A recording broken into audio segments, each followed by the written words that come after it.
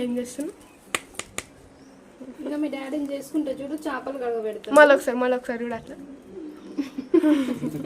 ఇంకొకసారి ప్లీజ్ మా డాడీ దగ్గర మంచిగా ప్లీజ్ అడిగినానే నేను మమ్మీ ప్లీజ్ ఒక్కసారి మావును అట్లా అందరికి మృగశిర కార్తీ శుభాకాంక్షలు. మా మృగశిర అయితే స్టార్ట్ అయిపోయింది.